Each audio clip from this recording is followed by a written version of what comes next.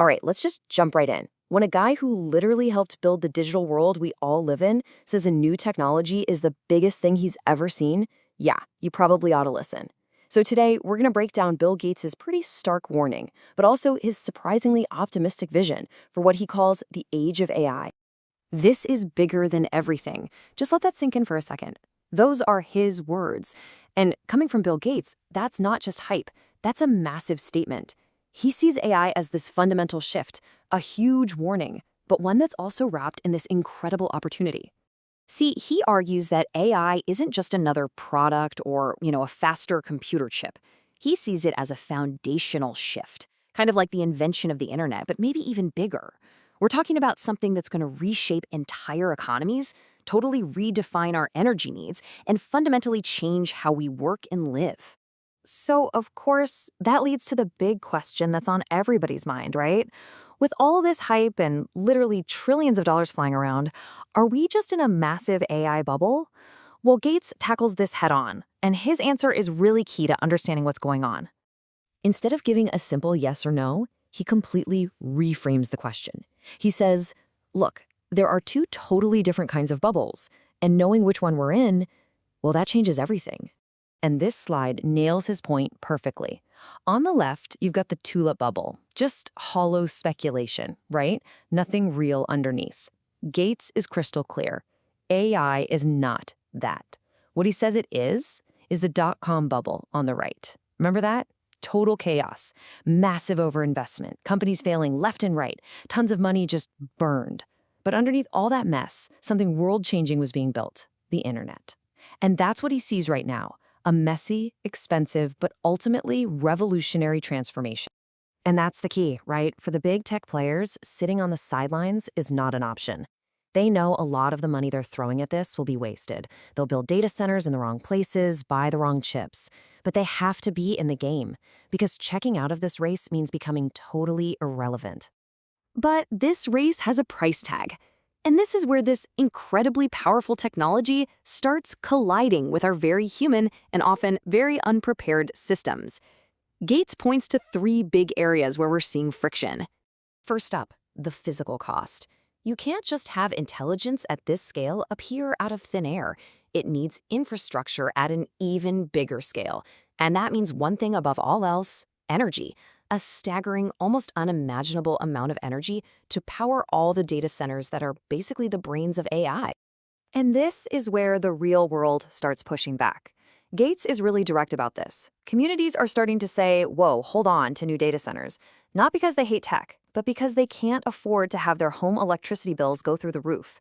As he puts it, society has not given the tech industry permission to do that. But look, the massive strain on our power grids, that's only one piece of the puzzle. There's an even more personal, more human cost that Gates says we absolutely have to be honest about. And that, of course, is job displacement. Gates insists that trying to avoid this topic is a huge mistake. He says we just have to be honest and talk frankly about how AI is going to affect the job market. Pretending it won't happen doesn't slow it down, it just destroys public trust. And this isn't some far-off futuristic idea. It's already happening. Look at white-collar jobs. Think about paralegals or accountants. A huge part of their work is recognizing patterns, sifting through mountains of documents to find the important stuff. Well, it turns out AI is exceptionally good at exactly that. And while the really advanced robotics for blue-collar work are still coming along, Gates sees the same kind of transformation on the horizon there too. Okay, so we've got energy and we've got jobs. The third major friction point, the role of government. With all this private money pouring into AI, what the government does, or doesn't do, is now critically important. And Gates' concern here isn't really about politics, it's about predictability. I mean, think about it. If you're going to build a billion-dollar factory or a new power plant that needs to run for decades, you need to know what the rules are.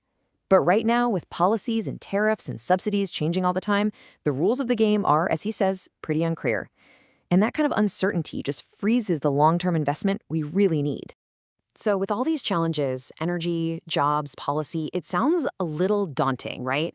But Gates doesn't just point out the problems. He actually offers a blueprint for how we can navigate this thing responsibly. He lays out this three-step plan that tackles each of those friction points head-on. As you can see, it starts with reinventing our energy model. focusing on stuff like advanced nuclear so we can power this growth without jacking up everyone's bills. Next, it means having those honest conversations about jobs, because that's how you build trust. And finally, it's about demanding clear, stable policies from the government so people can actually plan for the long term. Because if we can navigate all this, the payoff isn't just a new app or a slightly more efficient way to do something. The true promise of AI is making intelligence itself available to everyone, everywhere. And this is the optimistic vision. I mean, just imagine getting quality medical advice no matter where you live.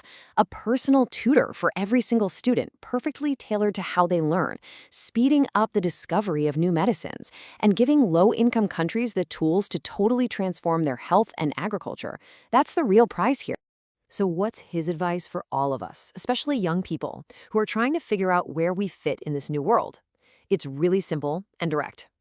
Be curious. Read everything you can, and actually get your hands on these new AI tools and use them.